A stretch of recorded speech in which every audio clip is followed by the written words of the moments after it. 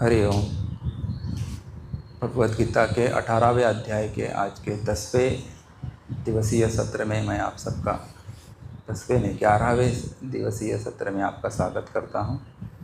आइए शांति पाठ से आरंभ करते हैं।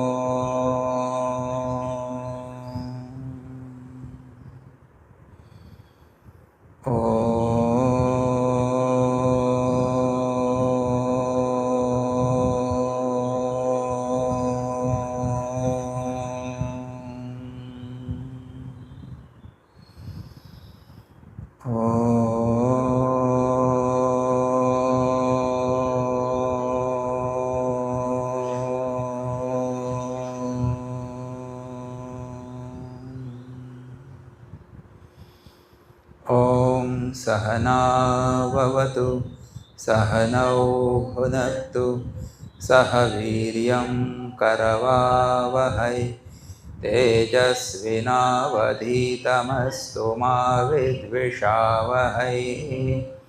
ॐ शान्तिः शान्तिः शान्तिः। समस्तजनकल्याणे निरतं करुणामयं नमामि चिन्मयं देवं सद्गुरुं ब्रह्मविद्वरं वसुदेवसुतं देवं कंसचाणूरमर्दनं देवकी परमानन्दं कृष्णं वन्दे जगद्गुरुम्।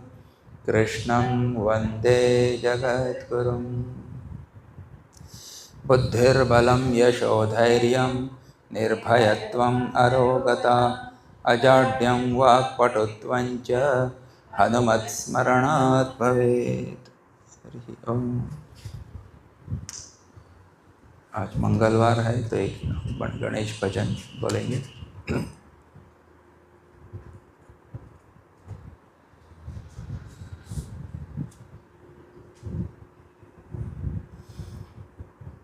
पेज नंबर 5, भजन नंबर 24।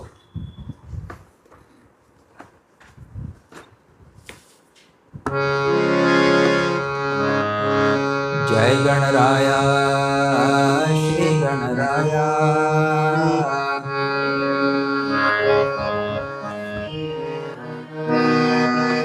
जय गणराया श्री गणराया, गणपति बप्पा मोरया।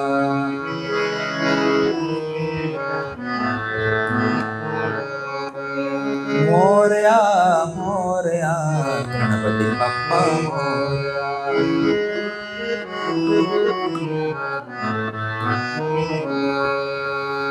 सिद्धि विनायक बुद्धि प्रदायक,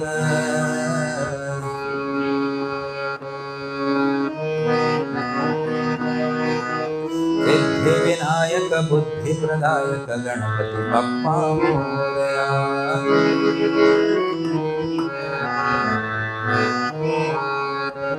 मोरया मोरया गणपति बप्पा मोरया।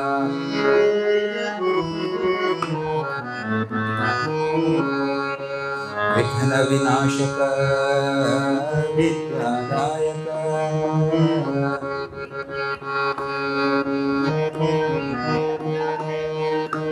विघ्न विनाशक विद्यादायक गणपति बप्पा मोरया।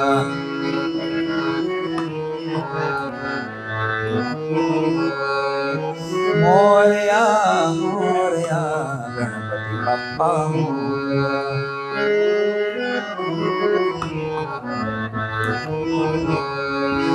मंगलदायक मोक्षप्रदायक,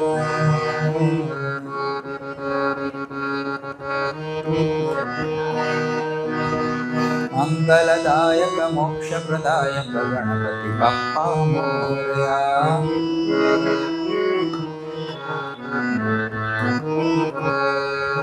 मोरया मोरया गणपति बप्पा मोरया।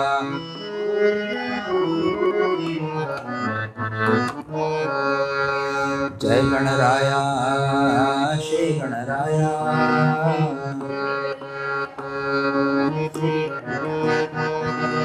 जय गणराया श्री गणराया गणपति बप्पा मोरया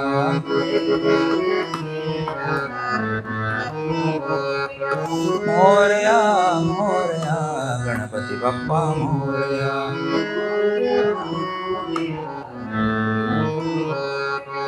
मोरया मोरया गणपति बप्पा मोरया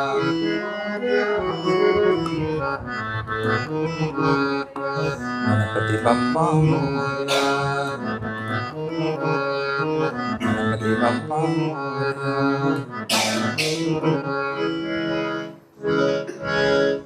गणपति बप्पा मंगलमूर्ति मोरया। ओम पार्थाय प्रतिबोधितां भगवता नारायणेन स्वयं व्यासेन ग्रथितां पुराणमुनिना मध्ये महाभारतम् अद्वैतामृतवर्षिणीं भगवतीम् अष्टादशाध्यायिनीम् अम्ब त्वामनुसन्दधामि भगवद्गीते भवद्वेषिणी।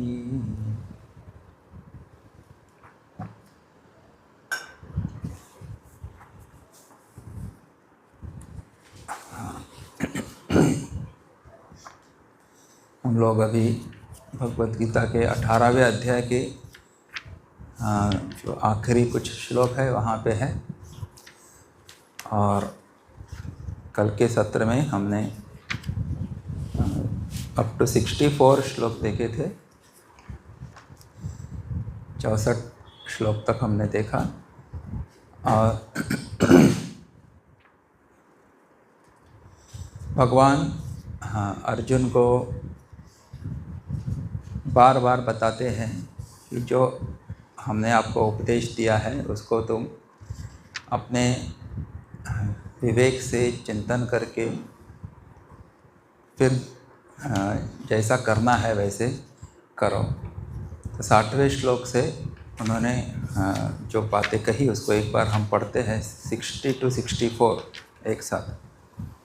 स्वभावजेन कौन्तेय निबद्धस्वेन कर्मणा कर्तुं नेच्छसि यन्मोहात् करिष्यस्य वशोऽपि तत् ईश्वरः सर्वभूतानां हृद्देशेऽर्जुन तिष्ठति भ्रामयन् सर्वभूतानि यन्त्रारूढानि मायया तमेव शरणं गच्छ सर्वभावेन भारत तत्प्रसादात् परां शान्तिं स्थानं प्राप्स्यसि शाश्वतम् इति ते ज्ञानमाख्यातं गुह्यात् गुह्यतरं मया विमृशैतदशेषेण यथेच्छसि तथा कुरु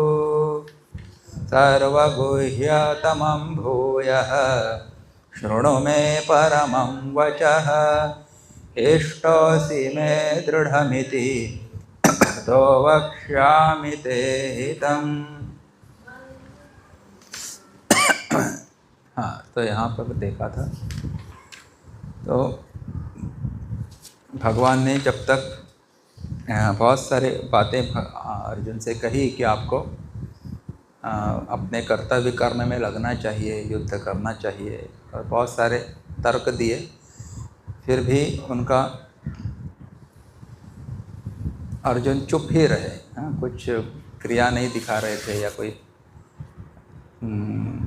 रिएक्शन नहीं दे रहे थे कि हमको अभी उठ के अभी जल्दी से काम युद्ध करता हूँ, इस प्रकार से। तो भगवान उनको कहते हैं कि अगर तुम अहंकार से युक्त होकर भी ऐसा मानोगे कि मैं तो युद्ध नहीं करूँगा, तो ये भी तुम्हारा निश्चय झूठा ही होगा, क्योंकि तुम्हारी जो अंदर की जो प्रकृति या स्वभाव है वो तुमको युद्ध करने में क्या वश करेगा। हाँ, क्योंकि तुम्हारा जो असली स्वभाव है, जो तुम्हारा स्वधर्म है, वो क्षत्रिय का है। तो तुम युद्ध किए बिना नहीं रह सकते। किसी न किसी प्रकार से तुम एक न एक दिन, भले आज त्याग दिया तो तुमको युद्ध तो करना ही पड़ेगा। तो इसीलिए better you do it today only. उस बात से मुकर मत जाना, अपने कर्तव्य को छोड़ मत देना। हाँ। और फिर क्या कहा? वही बात उन्होंने 60वें श्लोक में भी कही थी कि अपने स्वभाव से, हम अपने स्वभाव से बंधे हुए हैं। इसीलिए अगर मोह के कारण, अविवेक के कारण अपना कर्तव्य करने में हम लोग अगर पीछे हटते हैं तो भी हमारा वो जो स्वभाव है उसमें वश होकर, उसके वश होकर हम अपना कर्म जो है वो कर ही बैठेंगे। फिर उन्होंने कहा कि ईश्वर ही हम सबके हृदय में अंतर्यामी रूप से निवास करते हैं। इसलिए तुमको क्या करना चाहिए? वो ईश्वर ही हम सबको अपनी माया शक्ति से घुमाते रहते हैं। तो इसीलिए हर व्यक्ति को चाहिए, हर जीव को चाहिए कि वो ईश्वर की शरण में चला जाए और उनकी शरण में ही वास्तविक शांति, समाधान, सुख, आनंद ये शाश्वत रूप से हमको मिलने वाला है। तो यहाँ पे उन्होंने मेरी शरण में आओ ऐसा नहीं कहा, कि शायद अर्जुन को लगा हो बार बार मेरी शरण में आओ बोलते हैं, इसलिए उन्होंने कहा ईश्वर के शरण में आ जाओ। लेकिन ईश्वर और भगवान कृष्ण दोनों एक ही है, तो अलग अलग नहीं है, ये बात भी याद रखने की है। और फिर उन्होंने कहा 63 श्लोक में वो कहते हैं कि मैंने तुमको जो ज्ञान दिया है वो भी गुह्य से भी गुह्य है, सीक्रेट ऑफ ऑल सीक्रेट्स। हाँ, तो तुम इसके ऊपर अभी अच्छी तरह से विचार करो और फिर जैसे तुमको चाहिए वैसा करना है वैसे करो। यथेच्छसि तथा कुरु। तो इसमें भी हमने देखा कि हमारे भारतीय शास्त्र की जो है जो पढ़ाने की भी जो कहेंगे तरीका होता है, वो कोई भी ज्ञान हम अपने शिष्य के ऊपर लादते नहीं हैं, लेकिन उसको कहते हैं कि तू जो मैंने बताया है उसको तू खुद चिंतन कर, समझ, और तुमको अगर समझने के बाद लगता है कि ये गलत है तो तू नहीं भी कर सकता है, कोई प्रॉब्लम नहीं। लेकिन सोच समझ के अगर विवेक से तुमने चिंतन किया और तुमको पता चला कि ये तो सही बोल रहे हैं, तो उसके बाद तुमको ज्ञान या वो जो भी बात बताई है वो करनी ही चाहिए। इसीलिए भगवान ने उनको कहा कि मैंने तुमको सबसे श्रेष्ठ ज्ञान दिया है, ज्ञान योग, कर्म योग, भक्ति योग। अभी तू उसके ऊपर खुद चिंतन कर और तुमको जैसा सही लगता है वैसा तू कर, ऐसा उनको कहा। लेकिन भगवान चाहते हैं कि वो वही करे जो उसको भगवान कहते थे, युद्ध करे। और गुह्यतमं भूयः शृणु मे परमं वचः इष्टोऽसि मे दृढ़मिति ततो वक्ष्यामि ते हितम्। तो ये हमने देखा था कि भगवान कहते हैं कि सबसे अत्यंत गोपनीय सर्वोत्कृष्ट वचन तो फिर मुझसे सुन, मेरा अत्यंत प्रिय मित्र तू है, इसलिए यह हित की बात मैं तुम्हें कहूँगा। तो यहाँ पे भगवान फिर भी अर्जुन कुछ भी बोला नहीं, कुछ भी उसमें प्रतिक्रिया नहीं दी, तो भगवान फिर से एक बार उसको प्रवृत्त करते हैं अपने कर्म करने के लिए। तो कहते हैं कि गुह्य से गुह्य ज्ञान मैं तुमको फिर से एक बार बताता हूँ। क्यों? क्योंकि तू मेरा अत्यंत प्रिय मित्र है, इष्टोसी में। तो भगवान अर्जुन के ऊपर बहुत ज़्यादा प्रेम करते थे, इसलिए हमेशा उसका हित ही चाहते थे। तो वैसे ईश्वर जो है हर एक जीव का हितैषी होता है, लेकिन जीव ही अपने अहंकार के कारण, अज्ञान के कारण या मोह के कारण ईश्वर की बात नहीं मानता। तो फिर ईश्वर को बहुत दुख होता है, इसलिए फिर वो बार बार प्रयत्न करते रहते हैं, जिससे वो प्रेम करते हैं उसको सही राह पे चलाने के लिए। तो यहाँ पे भी वही बात हो रही है। हम देख सकते हैं कि भगवान जो है अर्जुन से अत्यंत प्रेम करते हैं। वो मेरा अत्यंत प्रिय मित्र है, इसीलिए मैं तुमको हित की बात कहता हूँ। ये हित की बात कौन सी है? तो सबसे उत्तम हित की बात, श्रेष्ठ हित की बात अभी भगवान हमको बताने वाले हैं। तो ये श्लोक पहले भी आया है, 65वां श्लोक, फिर से एक बार हम लोग पढ़ते हैं। मन्मना भव मद्भक्तः, मन्मना भव मद्भक्तः, मद्याजी मां नमस्कुरु, मामे वैश्यसि सत्यन्ते, प्रतिजाने प्रियोऽसि मे। मन्मना भव मद्भक्तः, मद्याजी मां नमस्कुरु, वैश्यसि सत्यन्ते, प्रतिजाने प्रियोऽसि मे। तो यहाँ पे कहते हैं जो विशेष बात भगवान उसको कह रहे हैं उसके हित के लिए। तो क्या बात है वो? मद भक्तः भव, तो मेरा भक्त बन। मन मना भव, तो मुझ में मन वाला हो जा। मद याजी, यानी मेरा पूजन करने वाला बन जा। माम नमस्कुरु, तो मुझको नमस्कार कर, ऐसा कहा। और ऐसा करने से क्या होगा? माम एव एष्यसि, तो मुझे ही प्राप्त हो जाएगा। ते सत्यम प्रतिजाने, यह मैं तेरे सामने सत्य प्रतिज्ञा करता हूँ। मैं प्रिय असि, बोले क्यों? क्योंकि तू मेरा अत्यंत प्रिय है। तो क्या कहा यहाँ पे? 4 बातें यहाँ पे उनको बताई है। मन मना भव, मद भक्तः भव, मद याजी भव, माम नमस्कुरु। ये 4 बातें अगर आप करोगे तो क्या हो जाएगा? तो मुझे ही प्राप्त हो जाएगा।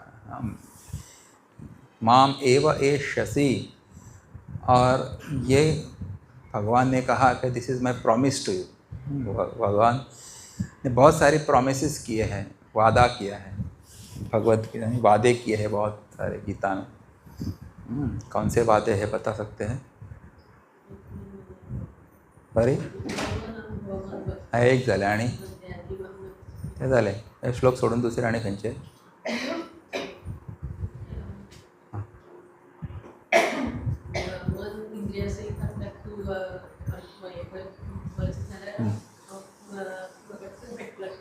आणि सर एकदम पॉपुलर है जो हमसे हमेशा बोलते हैं, हमें भक्त प्रणश्यति।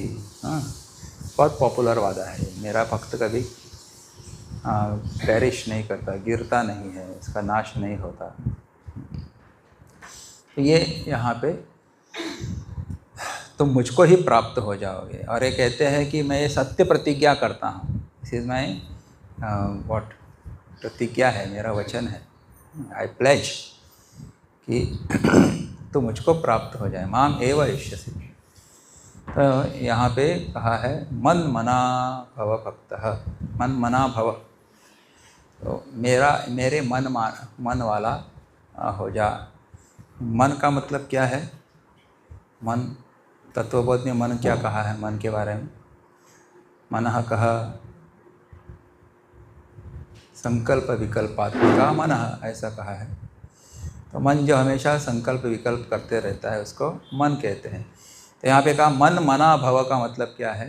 गुरुदेव कहते हैं कि आप भगवान को प्राप्त करने का ही संकल्प करें।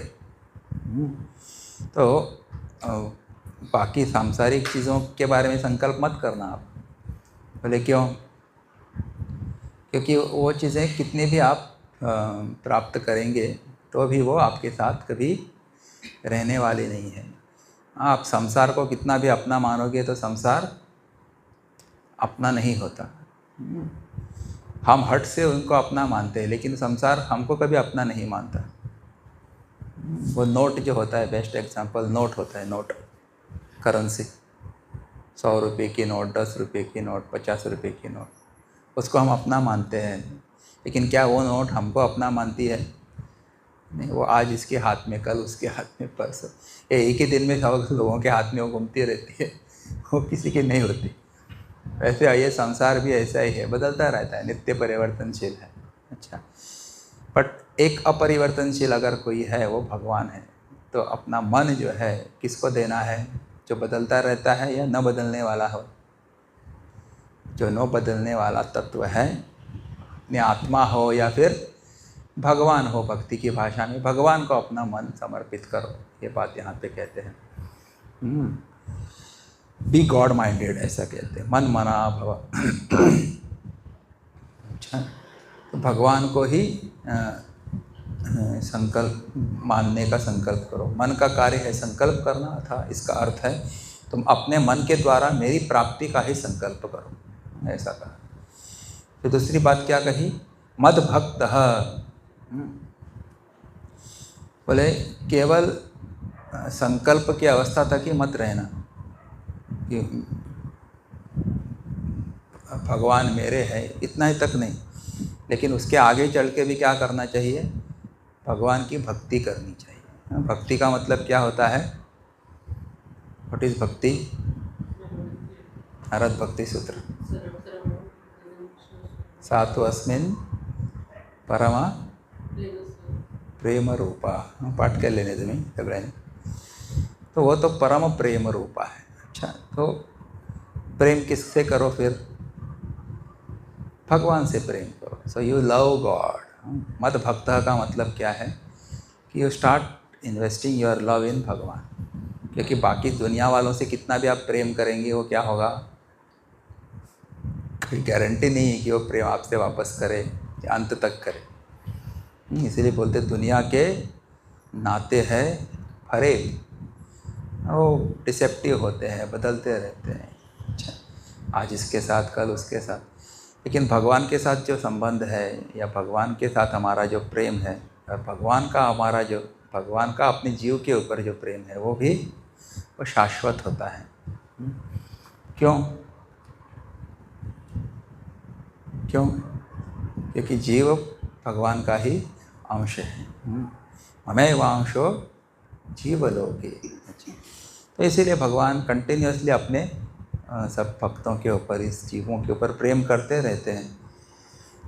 फॉल्ट कहाँ पे है? हम वापस नहीं करते प्रेम भगवान के ऊपर। भगवान हमारे ऊपर प्रेम करते हैं, इसीलिए हमको सब ये प्रोवाइड करते हैं ना, जन्म से लेकर मृत्यु तक। और उसके बाद भी हमको हीट मिलती है, हमको लाइट मिलती है, हमको ऑक्सीजन मिलता है, पानी मिलता है, पृथ्वी मिलती है रहने के लिए।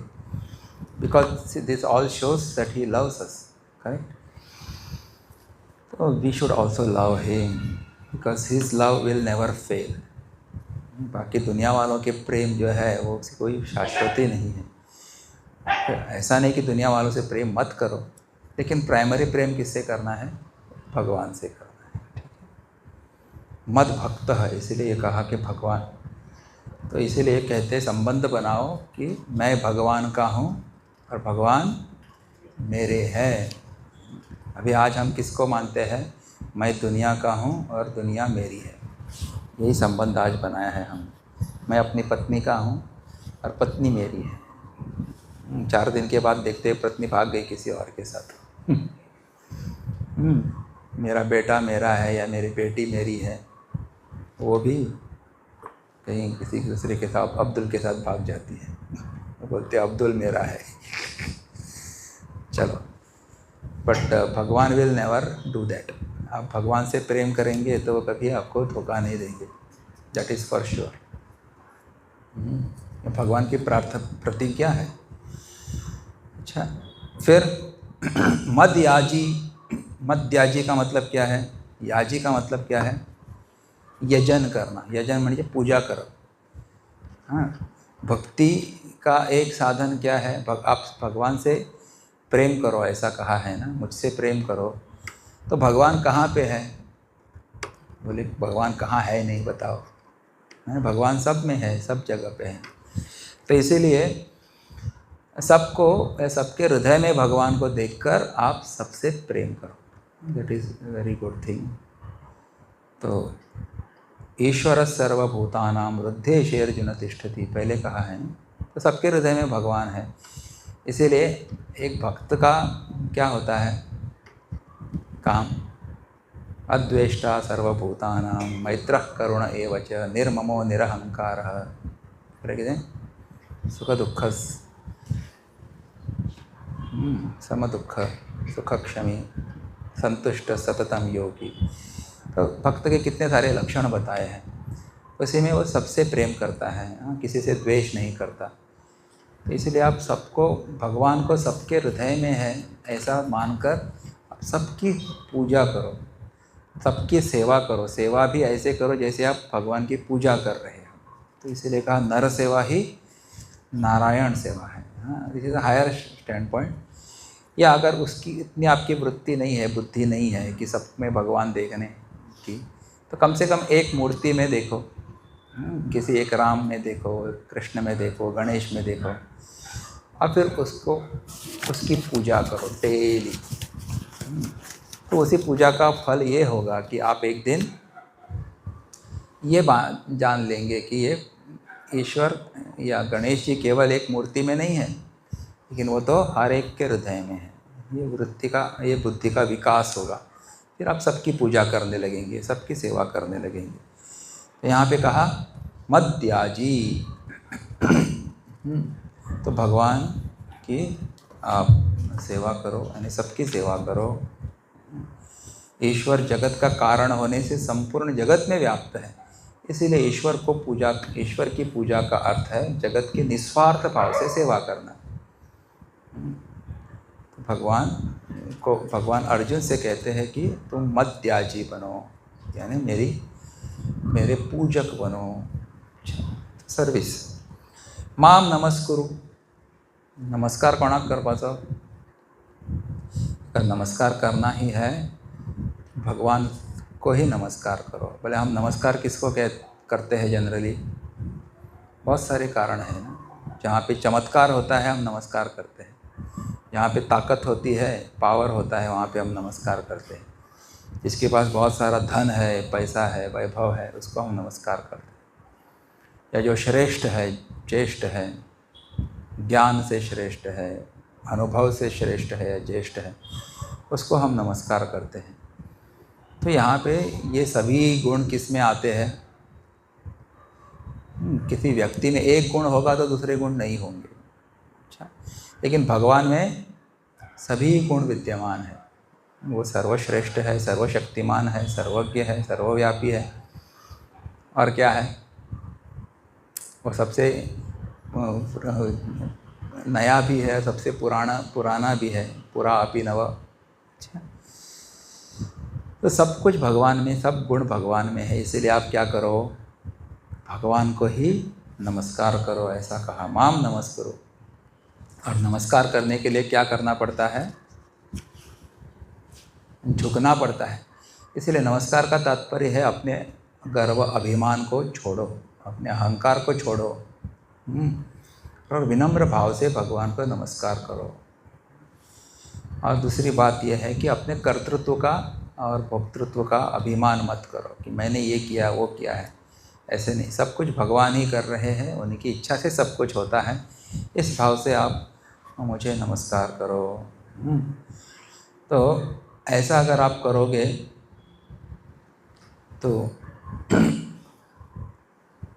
क्या होगा? तो मुझे ही प्राप्त होगे। माम एव एष्यसि। तो आप भगवान से प्रेम करेंगे, भगवान की भक्ति करेंगे, यानी भगवान को नमस्कार करेंगे, भगवान की पूजा करेंगे, भगवान के मन वाला बनेंगे, तो आप भगवान को प्राप्त करोगे। माम एव एष्यसि। तो क्योंकि आप जिसके बारे में सोचते हैं आप वैसा बनते हैं, है ना? जैसा संग वैसा रंग बोलते हैं। As you think, so you become. So if you always think of Bhagwan, then what will happen? You will become Bhagwan himself. या आप भगवान के धाम में पहुंच जाएंगे। मृत्यु के बाद एक या फिर यहाँ रहते रहते भी भगवान के सानिध्य का अनुभव आप करेंगे। इसीलिए कहा माम एव एष्यसि, तो तुम मुझे प्राप्त हो जाओगे। अच्छा, और भगवान ने कहा कि ये क्या है, ये मेरा सत्य वचन है। मैं ऐसे डींग नहीं हाँक रहा हूँ, पाप के मानना हूँ, लेकिन मैं सच्चे भाव से मैं कहता हूँ कि ये मेरा वचन है तुमको, कि आप मनमना भव, मद्भक्त भव, मद्याजी भव, माम नमस्कुरु, ये सब 4 बातें करेंगे तो मुझको ही प्राप्त हो जाओगे। This is a promise that भगवान हैज मेड। हाँ, कोई कहेगा कि हमको ये चारों चीज़ें संभव नहीं है करने में, फिर कहेगा एक करो, 4 में से एक को ही करो। तो एक भी करेंगे तो भी बाकी 3 चीज़ें अपने आप आ जाएंगी, और फिर आप फिर मन मना भव, ये क्या बोलते हैं, माम एव एष्यसि हो जाएंगे, भगवान को प्राप्त हो जाएंगे एक दिन। At least try one. हमेशा भगवान का चिंतन करो, या कम से कम भगवान की पूजा करना आरंभ करो। षोडशोपचार पूजा से शुरू करो। इफ़ नॉट, सबकी सेवा तो नहीं कर सकते पूजा भाव से, लेकिन कम से कम एक मूर्ति की पूजा करना आरंभ करो। Let the sadhana begin from there, then विस्तार होगा, भगवान की कृपा हो जाएगी। ऐसा यहाँ पे कहा है। अच्छा, अभी इसके बाद आगे के श्लोक में भगवान कहते हैं कि एक सबसे गोपनीय बात मैं तुमको कहता हूँ। अच्छा, हाईएस्ट सीक्रेट वन मोर। तो पीछे के 2 श्लोकों में अर्जुन को आश्वासन देकर अब भगवान आगे के श्लोक में अपने उपदेश की अत्यंत गोपनीय सार बात बताते हैं। तो this is one of the very important shlokas of Bhagavad Gita. कौन सा 66वां जो श्लोक है ना, सबको याद भी होना चाहिए श्लोक। तो वेरी इंपॉर्टेंट श्लोक है, बहुत बड़ा आश्वासन यहाँ पे भगवान ने दिया है। तो एक बार रिपीट करेंगे, फिर बाद में 2 बार साथ में बोलेंगे, ठीक है। सर्वधर्मान् परित्यज्य मामेकं शरणं व्रज, अहं त्वा सर्वपापेभ्यः मोक्षयिष्यामि मा शुचः। टुगेदर, सर्वधर्मान् परित्यज्य मामेकं शरणं व्रज, अहं त्वा सर्वपापेभ्यः मोक्षयिष्यामि मा शुचः। सर्वधर्मान् परित्यज्य मामेकं शरणं व्रज, अहं त्वा सर्वपापेभ्यः मोक्षयिष्यामि मा शुचः।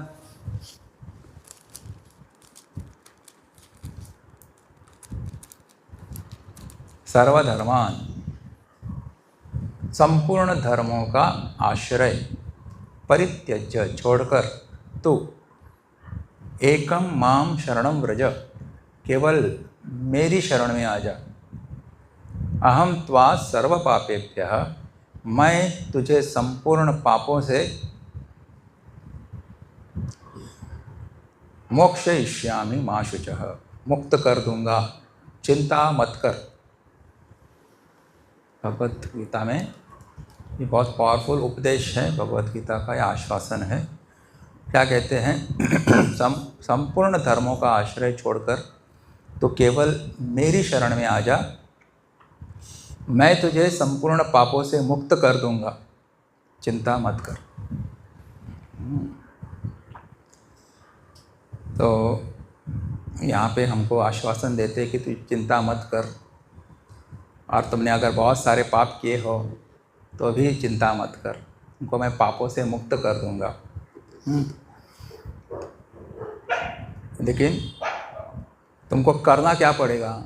अगर तुम चाहते हो कि पापों से मुक्त हो जाए, तो यहाँ पे कहा संपूर्ण धर्मों का आश्रय छोड़कर केवल मेरी शरण में आ जा, भगवान की शरण में आ जाना पड़ेगा।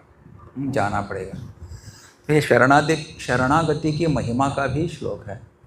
तो आप भगवान के शरण में जाएंगे तो भगवान आपको सभी जो पाप अपने इस जन्म में किए हो या इसके पूर्व जन्म में किए क्यों न किए हो, उन सबको धो डालेंगे, साफ कर देंगे। इसीलिए चिंता करने की ज़रूरत नहीं है। तो भगवान भक्तों के पाप माफ़ नहीं करते लेकिन साफ करते हैं, ऐसे संत लोग कहते हैं। लेकिन साफ करने के लिए फिर क्या करना पड़ता है भक्त को? पहले उनकी शरण में जाना पड़ता है। You have to surrender to भगवान।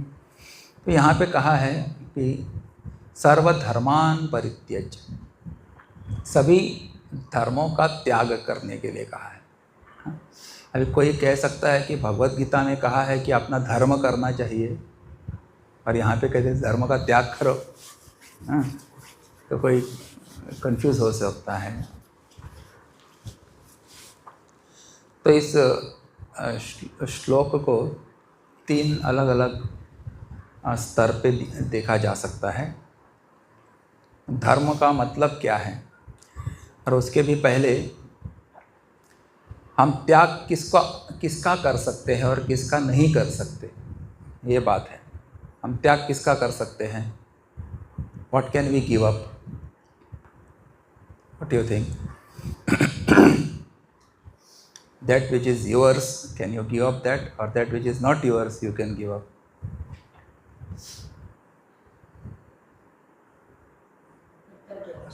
Huh? That which is yours or that which is not yours, you have to answer between one of these.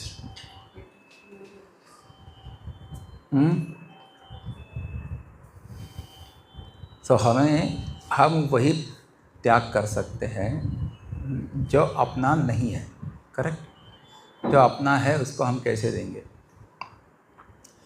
अबे धर्म का मतलब क्या है? गुरुदेव कहते हैं धर्म का मतलब होता है किसी वस्तु का धर्म वो होता है जिसके बिना वो वस्तु अस्तित्व में नहीं रह सकती।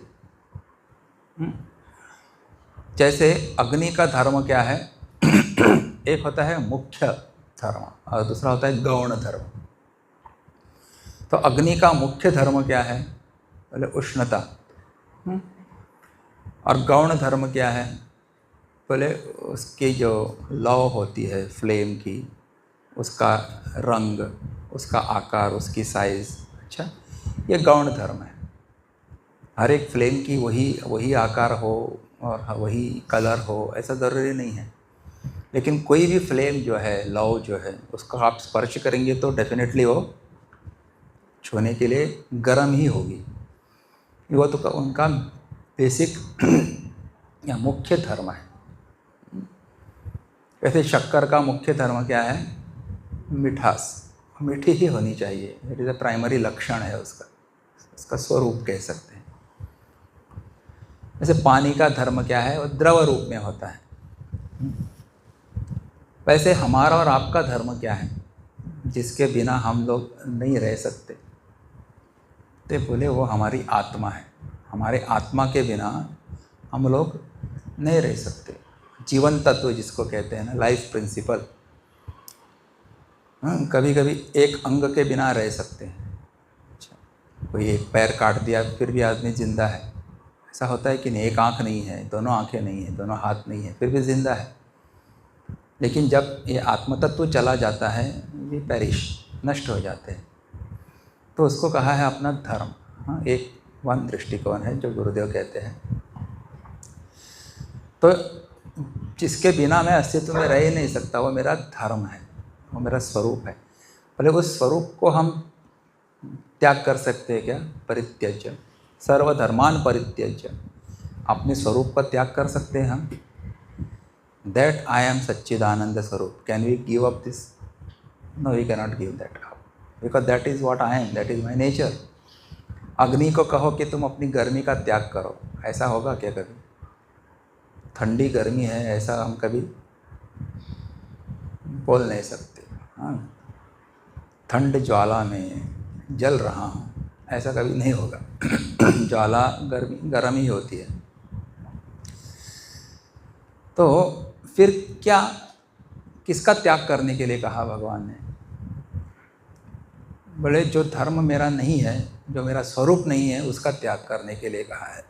अभी मेरा स्वरूप क्या नहीं है? मेरा ये शरीर है, मेरा मन है, मेरी बुद्धि है, क्या ये मेरा स्वरूप है? नहीं, इसीलिए उसको मैं मेरा शरीर कहता हूँ, मेरी बुद्धि कहता हूँ, करेक्ट, मेरे इंद्रिय ऐसा कहता हूँ। तो त्याग करना है तो ये जो अनात्म वस्तुएं हैं, उपाधियाँ जिसको कहते हैं, उसके साथ जो हुआ मेरा तादात्म्य है, आइडेंटिफिकेशन है, तो उसका त्याग करने के लिए हमको यहाँ पे कहा गया है। You can renounce dharmas of the body, mind and intellect and sense organs.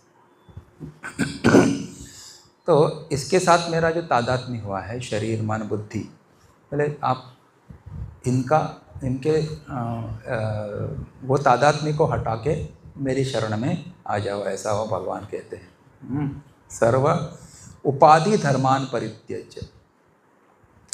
शरीर को त्याग नहीं सकते, मन को त्याग नहीं सकते, और या बुद्धि को, इंद्रियों को त्याग नहीं सकते, लेकिन उनके साथ मेरा जो तादात्म्य आइडेंटिफिकेशन हुआ है उसको अवश्य हम त्याग सकते हैं।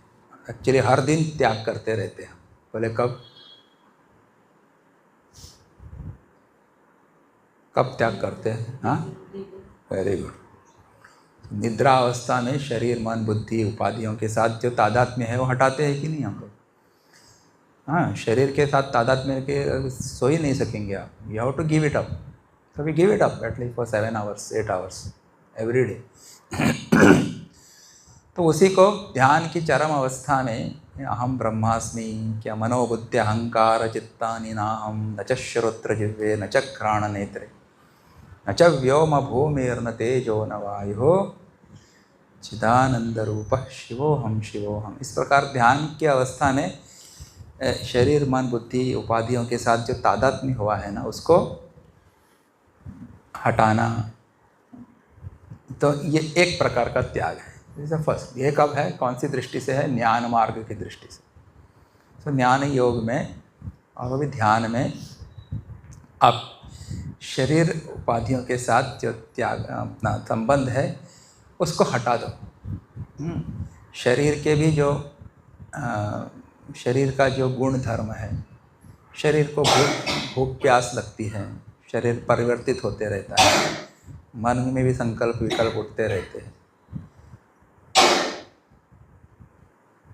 तो इन सबको हटा के फिर भगवान के शरण में जाना चाहिए। अच्छा, दूसरी क्या बात कही है? एक भक्ति मार्ग के स्टैंड पॉइंट से यहाँ पे क्या कहा है कि भक्ति मार्ग में क्या है, भगवान को से प्रेम करने के लिए हमको कहा जाता है, और प्रेम करने के लिए हमको कुछ साधन बताते हैं। हाउ डू वी लव भगवान? तो बोले आप जप करके भगवान से प्रेम कर सकते हैं, आप पूजा करके कर सकते हैं, कोई स्नान करके, तीर्थ जाके गंगा स्नान करके भी आप भक्ति कर सकते हैं। हाँ, तो ऐसे भक्ति के बहुत सारे जप व्रत तप आदि साधन बताए हैं। तो यहाँ पे कहा है कि वो साधनों का त्याग नहीं करना है, लेकिन साधनों में कभी कभी अहंकार भी हो जाता है। देखो मैं कितना बड़ा पुजारी हूँ, मैं रोज़ पूजा करता हूँ, रोज़ 108 फूल अर्पण करता हूँ, रोज़ ये इसका नैवेद्य देता हूँ, रोज़ इतने स्तोत्र पढ़ता हूँ, मैं हमेशा गंगा जी में 1 महीना रहता हूँ, वहाँ पे जाके और गंगा जी में स्नान करता हूँ। तो अपने भक्त के भी कुछ कुछ अज्ञान से अभिमान हो सकते हैं भक्त के मन में कि मैं बहुत बड़ा भक्त हूँ। जो भी स्पिरिचुअल प्रैक्टिसेस है तो उसमें कभी कभी भक्त का अभिमान हो सकता है। तो यहाँ पे कहा है कि आप वो साधना का भी अभिमान छोड़ दो और भगवान के शरण में आ जाओ।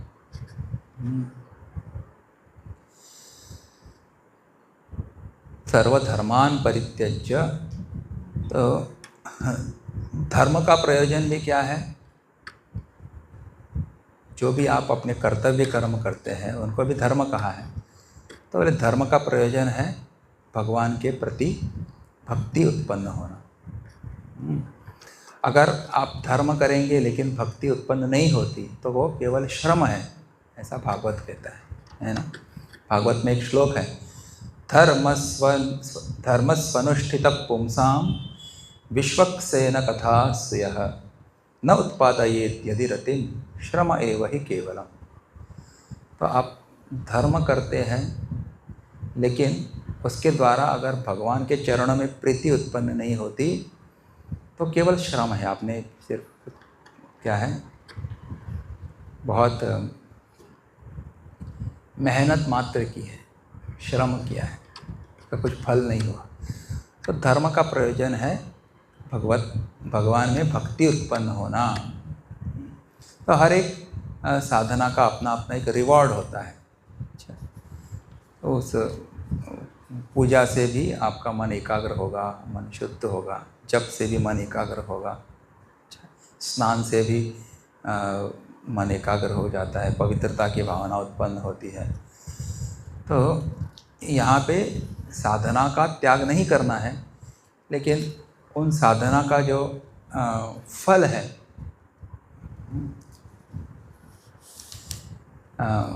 उसका भी त्याग करो, ऐसा कहते हैं। मतलब क्या है कि आप साधना करने के बाद साधना का फल होना चाहिए एक्चुअली भक्ति उत्पन्न होना, लेकिन आप सभी साधन जो है वो भगवान को अर्पण करो। ऐसे इसीलिए हम पूजा करने के बाद क्या बोलते हैं, कायेन वाचा मनसेन्द्रियैर्वा बुद्ध्यात्मना वा प्रकृते स्वभावात् करोमि यद्यत् सकलं परस्मै नारायणायेति समर्पयामि। तो अपने शरीर मन वाणी आदि से जो भी हमने कर्म किए हैं वो सब मैं किसको, नारायण को अर्पण करता हूँ। सो सर्वधर्मान परित्यज्य, you offer all that to Bhagwan only, let him decide what is best for you.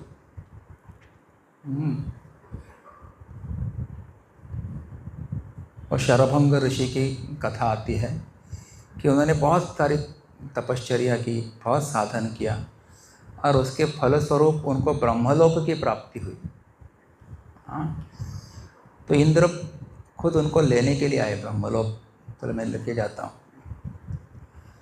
तब उनको ये बात पता चली कि अभी कुछ ही समय के बाद भगवान रामचंद्र जी पृथ्वी पे अवतार लेने वाले हैं और अवतार लेके वो यहाँ मेरे आश्रम में आएंगे, यहाँ से जाएंगे। तो जब ये उनको पता चला तो बोले कि हमको ब्रह्मलोक भी नहीं चाहिए, मैं इसी पृथ्वी में रहना चाहूँगा और भगवान की सेवा करना चाहूँगा। तो इसीलिए तो उन्होंने वो पद भी त्याग कर दिया। ब्रह्म पद में, ब्रह्म में के रूप ब्रह्मलोक स्वर्गलोक से भी श्रेष्ठ है अत्यंत। Because of love for Ram he gave up that also for the sake of Ram. तो उस साधना का फल जो ब्रह्मलोक की प्राप्ति हो गई थी उसका भी छोड़ दिया उन्होंने और पृथ्वी पे ही रहे। फिर राम जी की सेवा की उन्होंने वहाँ पे। और दूसरा, गिव अप द अभिमान ऑफ साधना। तो मैंने कहा था कि मैं इतना बड़ा भक्त हूँ, इतने ध्यान करता हूँ, इतना तप जप करता हूँ, इतने घंटे में पूजा करता हूँ, इसका सब अभिमान आपको छोड़ना चाहिए। पूजा करते रहो लेकिन अभिमान छोड़ो, जप करते रहो लेकिन जप का भी अभिमान होता है उसका त्याग करो। हाँ, और दूसरा क्या है, उस साधना से बहुत सारे आपको रिजल्ट्स मिलेंगे, उन रिजल्ट्स को भी त्याग करो। और क्या करो फिर, माम एका शरणम व्रज, भगवान के ही शरण में जाओ। हाँ, मैं केवल ये सब आपके लिए कर रहा हूँ, आपके प्रेम के लिए करता हूँ, इस प्रकार भगवान के शरण में जाना है। तो पहले भी भगवान ने कहा था ना, यत् करोषि यदश्नासि यज्जुहासि ददाति यत्, यत् तपस्यसि कौन्तेय तत्कुरुष्व मदर्पणम। तो जो भी क्रिया तुम करोगे, जो खाओगे, जो देखोगे, जो त्याग करोगे, दोगे, इन सबको तुम भगवान के अर्पण करो, ऐसा उन्होंने कहा था। तो गोपियों का उदाहरण अगर लेंगे हम, तो गोपियाँ भी क्या करती थी? उनका उठना बैठना, चलना फिरना, गाना, दही लगाना, दही बेचना, सब किसके लिए था? हर एक जो कर्म था भगवान के समर्पित था। Everything they were thinking and doing centering only Krishna. भगवान को केंद्रीभूत रखकर वो सब कुछ करती थी। दैट इज द सर्वधर्मान परित्यज्य धर्म का भक्ति के दृष्टि से ये अर्थ है कि भक्ति की जो साधन है उसका अभिमान त्याग करो, भक्ति साधन से जो फल मिलता है उसका भी आप त्याग करो और केवल भगवान के लिए करो कुछ। और भगवान जो है जब चाहिए, जब आपका सही समय होगा उसके अनुसार वो आपको फल देंगे। और भक्ति से भगवान के प्रति प्रेम उत्पन्न होना चाहिए। भक्ति की जो साधन है वो करने के बाद रति प्रेम उत्पन्न होना चाहिए। That is very important. बाकी सब अलग अलग लोकों में जाना वगैरह ये सब टेम्पररी फल है, क्योंकि वो जाएंगे वापस आएंगे, लेकिन भगवान की भक्ति प्राप्त होना ये बहुत ही श्रेष्ठ फल है, ऐसा कहा है। और कर्मयोग की दृष्टि से अगर आपको यही श्लोक देखेंगे तो यहाँ पे क्या कहा है? पहले भगवान ने कहा था ना, क्या कहा था? स्वधर्मे निधनम श्रेयः, ऐसा कहा था। परधर्मो भयावह। अपने स्वधर्म में निधन भी आ जाए वो भी श्रेष्ठ है, लेकिन दूसरे का धर्म नहीं करना चाहिए, ऐसा कहा है। तो यहाँ पे धर्म का मतलब क्या है? अपना अपना कर्तव्य कर्म। तो सभी कर्तव्य कर्म भगवान को अर्पण करने हैं। तो इसका मतलब क्या कर्तव्य करना छोड़ देना है क्या? कोई गृहस्थ है, उसका काम है कि गृहस्थी संभाले, अपने बच्चे की, पत्नी की जो भी परवरिश करे, देखभाल करे, उनके लिए जो चीज़ें चाहिए उसको उपलब्ध करा दे। That is his duty. तो should he give it up? वो सब छोड़ना है क्या उनको अपने कर्तव्य? बोले ऐसा अर्थ नहीं लेना चाहिए।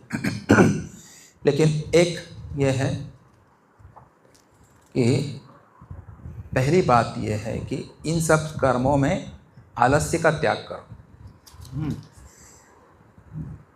अपने कर्तव्य कर्म करते वक्त उसमें आलस्य का त्याग करना चाहिए। अच्छा, without laziness you do that. और दूसरी बात क्या कहा है? हाँ, कर्तव्य कर्म बोले तभी आप त्याग कर सकते हैं, ओनली इन वन सिचुएशन। बोले कब? जब आप संन्यास लेंगे तो कर्तव्य कर्म भी आपको ज़रूरी नहीं होते करने। संन्यास के पहले आपको संध्या वंदन करना ज़रूरी होता है, लेकिन संन्यास के बाद वो भी कंपल्सरी नहीं हो जाता। तो only in that situation you can give up.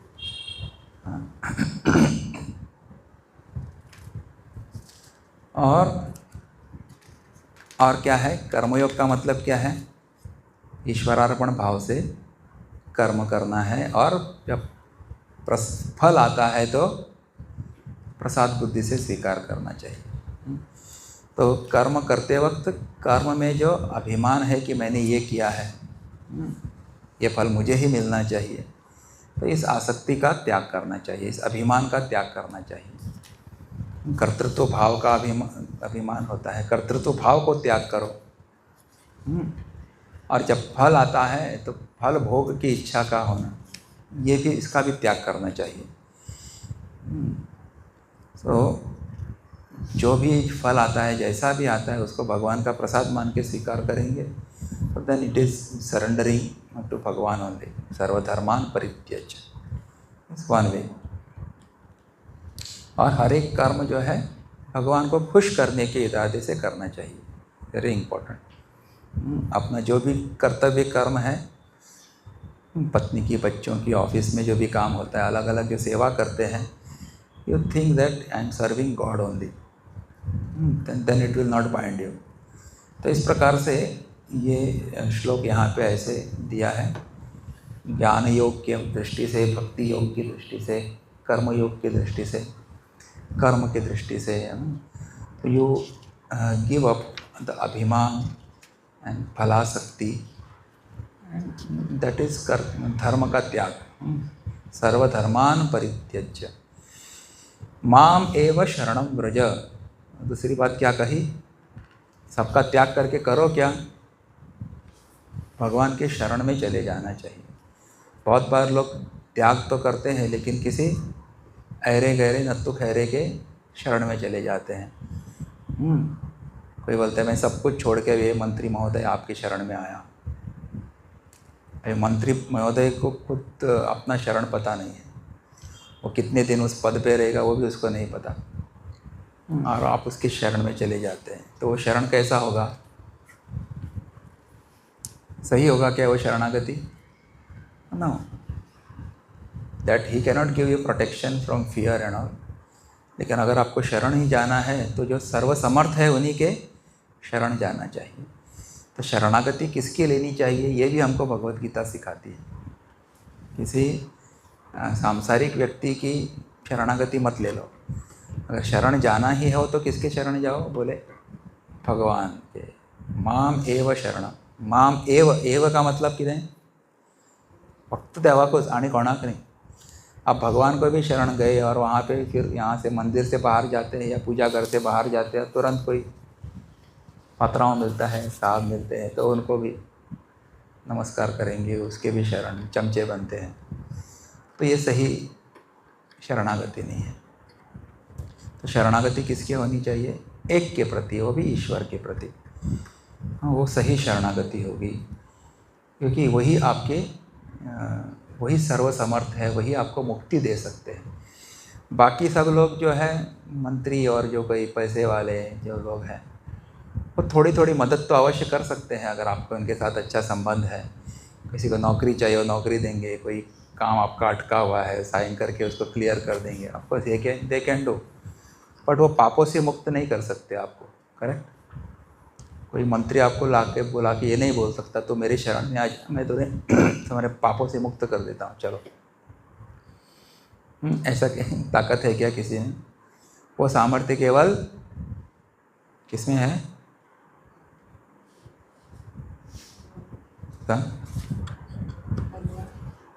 ऐकत नसेल आणि काही पावला किसमें है, किसके हैं सामर्थ्य? कहीं नहीं, केवल भगवान है। क्योंकि भगवान कर्तुम शक्नोसी, अकर्तुम शक्नोसी, अन्यथा कर्तुम शक्नोसी। हाँ, कर भी सकते, नहीं भी कर सकते, और दूसरे तरीके से भी कर सकते हैं। He can do in all ways, he can not do also if he doesn't want. कितना भी आप प्रयत्न करो नहीं होगा आपका काम। इसीलिए उनकी शरण में जाना, he is the most powerful person in this whole creation. So शरणागति उनकी स्वीकार करनी चाहिए, न कि किसी एक जीव की। ईश्वर की ही शरणागति स्वीकार करो। This doesn't mean that you disrespect people around you and no, उनको जो अपना मान देना है, सम्मान देना है, अवश्य दे दो, लेकिन मन में परम शरणागति का भाव केवल ईश्वर के चरणों में होना चाहिए। माम एव ये प्रपद्यन्ते माया मेतान तरंति ते, पहले कहा था ना, क्योंकि जो जीव मेरे शरण में आता है वो माया को तर जाता है, ऐसे भगवान ने कहा। जैसे मछुआरे का उदाहरण लिया था, मछुआरा जो जाल फेंकता है तो उसके जाल में वही मछलियाँ फंसती है जो उसके पैर से बहुत दूर होती है। हाँ? जो मछलियाँ उनके पैर के पास आ जाती है वो जाल से बच जाती है। इसीलिए भगवान ने भी अपनी जाल, माया का जाल फेंका हुआ है हम सबके ऊपर, लेकिन जो भगवान के चरण के पास रहेगा, उनके चरण को इकट्ठ पकड़ेगा, वो उसके जाल में, माया जाल में कभी नहीं फंसेगा। Very important. सर्वधर्मान परित्यज्य माम एकं शरणं व्रज। तो आप भगवान की शरण में जाओ। और फिर क्या कहा उन्होंने? माम एव शरणं। तो सभी भक्तों ने यही किया, भगवान के शरण में गए और फिर भगवान ने उनका उद्धार किया। तो वेरी इम्पोर्टेंट। यहाँ पे एक मैं कथा पढ़ रहा था, तो इसमें एक जो था, वो क्या बोलते हैं उसको, बकरी होती है ना, बकरी, भेड़ बकरी। तो एक वो बकरी का एक बच्चा अपने झुंड से अलग हो गया। बोले जंगल के रास्ते जा रहे थे, वो सब लोग एक ग्रुप में जाते थे। तो अपने उस ग्रुप से, वो समूह से अलग हो गया। हाँ, कहीं फंस गया, हाँ, बेल में अटक गया उसका पैर। और बाकी सब उसका जो सब माता पिता, जो भी उसके भाई बंधु, सब लोग चले गए, अपने मालिक के घर पहुंच गए। यह अकेला रह गया जंगल में। जब तक वो छूटा, हाँ, तब तक रात हो चुकी थी। अब जैसे रात हुई तो जंगली सब प्राणी उसको पकड़ने के लिए आने लगे, उसको डराने लगे। लेकिन जब रात हुई तो उसने क्या किया, वहाँ पे नदी के किनारे गया हो, और वहाँ पे एक उसको खड्डा मिला, एक खड्डा। तो उसमें जाके वो सो गया। हाँ, अब ये खड्डा किसका था? वो शेर के पैर के निशान थे। शेर के पंजे इतने बड़े होते हैं ना, और छोटा सा था, वो बच्चा था। तो उस पंजे के जो निशान होते हैं नदी के उस बालू पे, उसमें वो सो गया, ऐसे उसमें बैठ गया। अब ये जंगली अलग अलग, कोई चीता है, कोई क्या बोलते हैं, सियार है, ये वो सब अलग अलग जो जंगली जानवर हैं, वो उसको खाने के लिए आने लगे। तो उसने क्या कहा, है मेरे पास मत आना, देखो मैं किसके शरण में हूँ। वो पंजा दिखाया, भाई शेर के शरण में हूँ, शेर मेरा पात्राव है, बॉस है। तो उन्होंने देखा, अरे ये तो शेर के पंजे में सोया हुआ है, शेर के पास उसका अच्छा होगा कनेक्शन। वो सब भाग गए, और इतने वो शेर आ गया जिसका वो पंजा था, वो खुद आ गया उसको। तो शेर जब आया तो उसको शेर को भी बोल दिया, देखो मैं तेरे शेर इसमें पंजे के इसमें शरण आ गया है, तू मुझे कुछ नहीं कर सकता। तो शेर को भी उसकी बात अच्छी लगी, बोले। तो वो बड़ा खुश हो गया, मेरे शरण में आ गया है। तो वहाँ पे हाथी आया एक। तो हाथी से कहा उन्होंने कि ये मेरे शरण आया है, इसलिए तुम ऐसा काम करो, इसको अपने पीठ पे बिठाओ, उसको अपने घर छोड़ के आ जाओ, और इसके बाद कोई इसकी ओर वक्र दृष्टि से नहीं देखेगा, इसका भी ध्यान रखना। सबको बता दिया, नोबडी शुड ट्रबल हिम। तो हाथी ने बोला ठीक है ठीक है। तो उसको उठाया, अपने पीठ पे रखा और उसको छोड़ के आ गया। ऐसी एक कथा यहाँ पे थी। तो आप भगवान की शरण में आओगे तो बाकी दुनिया के जितने भी वो लाणगे आणि कोण आसा सगळे नहीं, कॉले लाणगे, इन सब से आपको भगवान बचाएंगे, आपकी रक्षा करेंगे। माम एकम शरणं व्रज। फिर क्या कहा, अहम त्वा सर्व पापेभ्यः मोक्षयिष्यामि। मैं तुमको तुम्हारे सभी पापों से मुक्त करूँगा। अभी पाप का मतलब क्या है? पाप का मतलब होता है कोई कर्म करने के बाद, या अहंकार की दृष्टि से, अभिमान, कर्तृत्व अभिमान की दृष्टि से जब हम कोई कर्म करते हैं तो उस कर्म का कोई छाप, इम्प्रेशन हमारे मन पे रहता है, और वही इम्प्रेशन हमको वही कर्म रिपीट करने के लिए बाध्य करता है। तो फिर हम कर्म, फिर कर्म का फल, फिर अविद्या, अविद्या से कर्म करने की इच्छा, फिर और कर्म करना, फिर कर्म का फल। तो अविद्या, काम, कर्म, इस चक्कर में आ जाते हैं। हमको क्या करना चाहिए?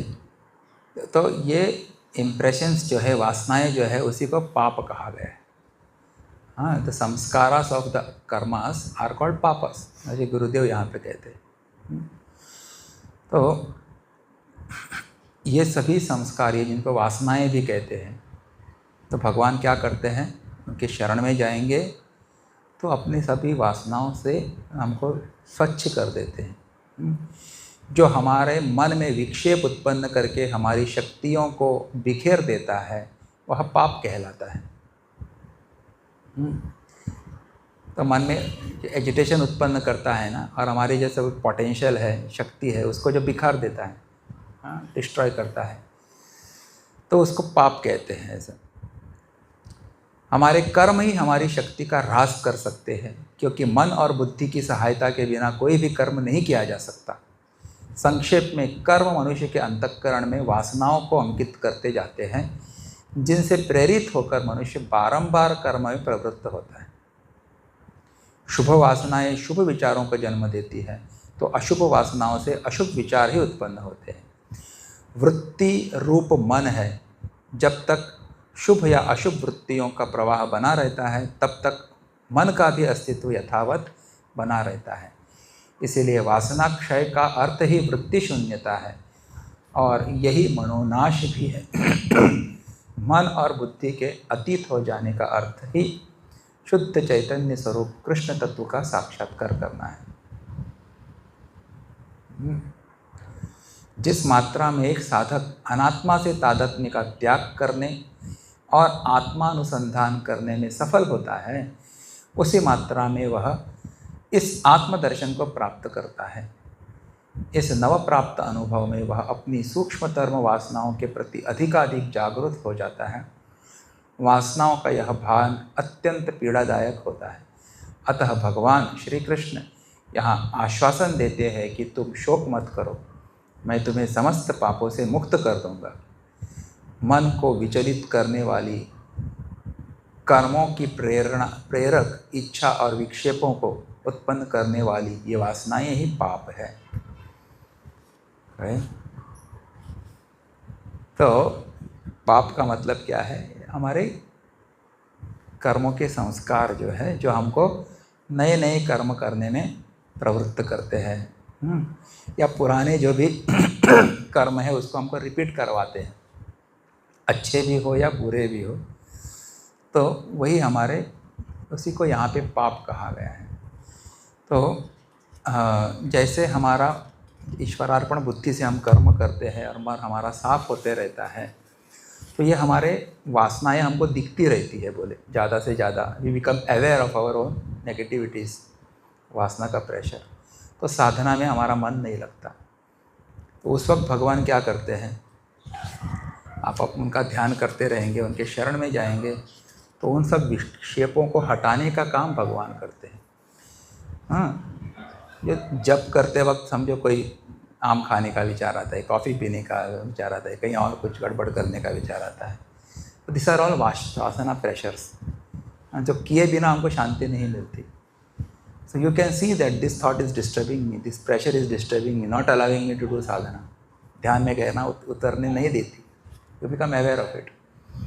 तो उन सबको ये साधना के ही फल से, शरणागति के या निरंतर ध्यान के परिणाम से, चौकन्ना रहने से ये प्रेशर को खुद भगवान नष्ट कर देता है। ऐसे वासना का यह भान अत्यंत पीड़ादायक। अतः भगवान श्री कृष्ण आश्वासन देते हैं कि तू शोक मत कर, मैं तुम्हें समस्त पापों से मुक्त कर दूंगा। तो जो भी विक्षेप उत्पन्न होते हैं उनको भगवान खुद शांत करते हैं ना। इतना हमको क्या होना चाहिए? विश्वास होना चाहिए भगवान ने। इन्होंने आश्वासन दिया है। यह श्लोक महत्वपूर्ण है, कारण यह है कि यहाँ स्वयं सर्वशक्तिमान भगवान ही ऐसे साधक की सहायता करने के लिए तत्परता दिखाते हैं, जो उत्साह के साथ सर्वसंभव प्रयत्नों के द्वारा अपना योगदान देने को उत्सुक है। साधना काल में यदि साधक अपने मन में दुर्दम्य आशावाद का स्वस्थ वातावरण बनाए रख पाता है, तो अध्यात्म मार्ग में उसकी प्रगति निश्चित होती है। यहाँ गुरुदेव कहते हैं कि जो सिंसियरली अपनी साधना करता है, जिसको अपने दोषों का भान होता है, ऐसे साधकों के ऊपर खुद भगवान कृपा करते हैं और उनके सब वासनाओं को हटा देते हैं। क्षीयन्ते चास्य कर्माणि तस्मिन् दृष्टे परावरे, कहा है ना वहाँ पे उपनिषद। भिद्यते हृदय ग्रंथि छिद्यन्ते सर्व संशयाः, क्षीयन्ते चास्य कर्माणि तस्मिन् दृष्टे परावरे। तो इसी का भाव भी, ये भाव भी वही है, हृदय ग्रंथि का भेदन हो जाना, कर्म नष्ट हो जाना, कर्म जल जाना। जब भगवान का दर्शन होता है, आत्मस्वरूप का दर्शन होता है, सब कर्म नष्ट हो जाते हैं, भस्मसात हो जाते हैं, वासनाएं नष्ट हो जाती हैं। तो it's a very important shloka. अगर ये सब तत्व आपको पता नहीं, समझ में नहीं आता, तो एक ही बात समझ में आ जानी चाहिए कि क्या 100 बातों की एक बात, हमको भगवान की शरण में जाना चाहिए। बस सबसे प्रायोरिटाइज्ड अगर कोई शरण स्थान हमारे लिए, जीव के लिए हो सकता है, वो कौन है? भगवान। श्री कृष्ण शरणम मम, श्री राम शरणम मम। तो यू आर माई रेफ्यूज। इतना कम से कम अगर इस श्लोक से हम ले सकते हैं, कृष्ण तूच माझे शरणस्थान आसा, आणि कोण या पृथ्वीचेर कितलाय व्हडलो मंत्री असो, संत्री असो, कोण पात्रांव असो, आणि कोणीय असो, सावकार असो आणि भाटकार असो, हे कोण शेवटपर्यंत साथ दिवपी न्ही, किंवा म्हाका पापापासून तरी मुक्त करपाना, बाकी सगळें दियत चडान चड, पण तूं एकूच म्हाका सगळ्या संकटांतल्यान, पापांतल्यान आनी मुक्त करून म्हाका मोक्ष दितलो। हे मोक्ष दिवपाचें सामर्थ्य कोणा कडेन आसा? फक्त परमेश्वरा कडेन। इतना समझ में आ गया ना, बस तो श्लोक का that is enough for the sadhakas. अहम त्वा सर्व पापेभ्यः मोक्षयिष्यामि मा शुचः। तो मा शुचः ऐसा कहा है, मतलब कितें? चिंता मत करो। तो इसी अध्याय को किसी ने कहा, इसका नाम एक, इस गीता का एक नाम है अशोकोपनिषद। अशोक म्हणजे कितें? अशोक, शोक मत करो। ये किसके ऊपर दिया है? इस श्लोक के ऊपर। मा शुचः, शुच म्हणल्या कितें? दुख करप, शोक। यानी जिन्होंने भगवत गीता पढ़ी है उसको शोक नहीं करना चाहिए। अच्छा, हमने भगवत गीता सुनी, हमने भगवत गीता पढ़ी, उसके बाद भी अगर हम शोक करने लगे तो फिर क्या फ़ायदा हो गया? नहीं। तो शोक करने की घड़ी आती है, प्रसंग आता है, तो क्या करना चाहिए? भगवान के दिए हुए वचन याद करने चाहिए। न मे भक्त प्रणश्यति, देवानं आश्वासन दिलं, माझं भक्त केन्नाच पडपा ना सकत, तो याद करो।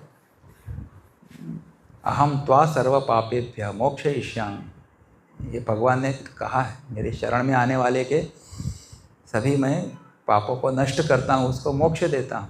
माँ शुच, चिंता मत करो, शोक मत करो। तो that much what faith or trust we should have in God and in His words, that He will never destroy me, He will always protect me। ऐसा विश्वास रख के हमको आगे बढ़ना है। और अपने मन में जितने भी दोष हैं, दुर्गुण है, वो भी भगवान को अर्पण करो। बोले मैं अपनी ओर से साधना कर रहा हूँ, लेकिन बहुत सारी वासनाएं हमको प्रवृत्त करते हैं, पुराने संस्कार आते रहते हैं, गड़बड़ कर्म करते हैं, लेकिन आप हमको छोड़ना नहीं। संभव है झंझटों में तुझको मैं भूल जाऊं, पर नाथ कभी तुम भी हमको न भुला देना। दल बल के साथ माया छेड़े मुझे जो आकर, तब देखते न रहना, छट आके छुड़ा लेना। अब तक तो निभाया है, आगे भी निभा लेना। तो बड़ा सुंदर गीत है वो। That way you have to have trust. एक भगवान में श्रद्धा रखो कि भगवान मेरे साथ है तो डरने की क्या बात है। इस प्रकार आप एश्योर्ड रहेंगे, आत्मविश्वास होगा, तो कोई आपका बाल भी बांका नहीं कर सकता। कोई भी कुछ भी नहीं कर सकता। That is the power of this shloka. You have to feel it and you have to have trust in it। न मे भक्त प्रणश्यति। और समर्पण होना चाहिए, फुल समर्पण। ये द्रौपदी का उदाहरण है। उन्होंने सब लोगों से अपनी सहायता मांगी वहाँ पे राज दरबार में, जब वस्त्रहरण हो रहा था। और किसी ने सहायता नहीं की। फिर उन्होंने अपने हाथ से और मुट्ठी से और दांत से भी अपनी साड़ी खींच के रखी, बोले तो भी भगवान नहीं आए। तो उन्होंने जब देखा कि जब उन्होंने सब कुछ छोड़ दिया, हाथ भी छोड़ दिए, दांत से पकड़ी थी वो भी छोड़ दिया और उनको बुलाया, तब भगवान वहाँ पे आते हैं। और वो दुर्योधन वस्त्र खींचते रहता है दोनों हाथ से, लेकिन साड़ी कम ही नहीं हो रही है। तो surrender is also, full surrender is very important. 100% surrender करने की आदत डालनी चाहिए। तो मैनी टाइम्स भगवान विल टेस्ट अस. कितलेशे प्रसंग धाडटालो तो ही शरणागती कितली आसा. So he will put you in a very helpless situation and that he will test you. तो कोणाक शरण वता, whether you doubt me or not, whether you are doubting my strength, my love for you or what, that he will test. So हमको test pass होनी चाहिए. ठीक है, ठीक है. हमारे मन में दुर्गुण भी होंगे तो भी कुछ प्रॉब्लम नहीं बोल रहे. द्रौपदी के मन में भी बहुत सारे दुर्गुण थे. उनके मन में भी द्वेष था, क्रोध था. हाँ, वो दुशासन के बाल, अपने दुशासन के उस लहू से अपने बाल जब तक मैं शैम्पू नहीं करूँगी तब तक मैं अपने वो बाल बांधूंगी नहीं, ऐसा उन्होंने कहा, खुले छोड़ूंगी. तो उद्देश्य था मन में उनके. द्वेष होते हुए भी वो भगवान उनकी मदद करने के लिए आते हैं. तो अपने कुछ इधर उधर दुर्गुण भी होंगे, कमियां होंगी तो भी कोई प्रॉब्लम नहीं, बट यू सरेंडर टू भगवान. He will protect you and he will one day he will clear you, make you clear, means clear your पाप, नष्ट करेंगे. शरण रहना है, जैसा भी है मैं आपका हूँ. बुरसं सुद्धा असलेला हा तुझंच. गंदा बच्चा भी होता है तो रोते हुए माँ के पास जाता है तो माँ क्या करती है, बुरसं तो नावनिया म्हणना थी तेको जकडे गोरता रट्टा झाला. हाँ, तुरंत उठा लेती है माँ उसको खुद साफ करती है और गले लगाती है. वैसे आप उस बालक की भूमिका से भगवान के शरण जाओ. वो माँ की भूमिका में आएंगे और आपको साफ करेंगे, आपके पाप नष्ट करेंगे. Beautiful episodes and stories on this. It is enough. आप लोग समझदार हैं. एक साथ फिर से बोलेंगे. सर्वधर्मान् परित्यज्य मामेकं शरणं व्रज, अहं त्वा सर्वपापेभ्यः मोक्षयिष्यामि मा शुचः. हरि ओम. अभी इसके बाद अभी नहीं बोलूँगा मैं, और कल देखेंगे कि ये भगवत गीता किसको देनी चाहिए और किसको नहीं देनी चाहिए, और इसको पढ़ने का फल क्या है, और जो इसको पढ़ता है दूसरों को पढ़ाता है उसको क्या मिलता है. अच्छा, ये सब अभी बहुत सुंदर प्रसंग है. अभी भगवत गीता की फलश्रुति ये अभी यहाँ पे आएंगे. तो कल और परसों 2 दिन हम लोग इसको कंप्लीट करेंगे. अच्छा, ये मैं आपको आश्वासन नहीं देता, कोशिश करेंगे. मैं कोई भगवान नहीं हूँ, लेकिन भगवान की इच्छा से जैसे विचार आते हैं से होता है. ओके, आरती करेंगे. धीर मारुति गंभीर मारुति, धीर मारुति अति धीर मारुति, गीत मारुति संगीत मारुति, दूत मारुति रामदूत मारुति, भक्त मारुति परम भक्त मारुति,